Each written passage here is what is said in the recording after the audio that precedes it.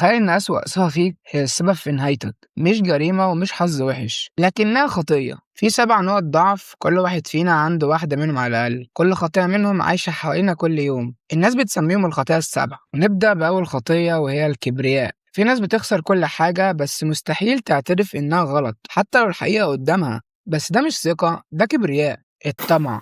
ممكن واحد يبيع 10 سنين صداقة عشان فرصة تكسبه شوية فلوس زيادة، بس ده هو الطمع، الجوع اللي عمره ما بيشبع. الشهوة. لما تبص لحد مش كإنسان لكن كوسائل رغباتك، ساعتها انت مش بتقرب من حد، انت بس بتفقد نفسك. الحسد. ما نجاح غيرك يضايقك اكتر ما فشلك بيضايقك، ولما تبقى عايز النعمة تختفي من عنده بدل ما تجيلك، ده الحسد. الشراهة. مش موضوع اكل وبس، ده انك تفضل تستهلك تستهلك لحد ما تلاقي نفسك فاضي من جوه. الغضب. لحظة عصبية واحدة ممكن تنهي علاقة بقالها سنين، وكلمة اتقالت في ثانية تفضل تندم عليها العمر كله. الكسل. واختارهم يمكن انك تبقى عارف انك تقدر تغير حياتك، بس تختار تفضل مكانك لمجرد انك مش قادر تعمل حاجة. بس السؤال مش هنا، السؤال إيه اللي ممكن يحصل لو حد قرر يعاقب كل خطية. في فيلم واحد بس عمل كده حرفيا، وهو فيلم 7، وكل عقاب كان أسوأ من التاني. الجزء الجاي هتشوف بنفسك. وبس كده، سلام.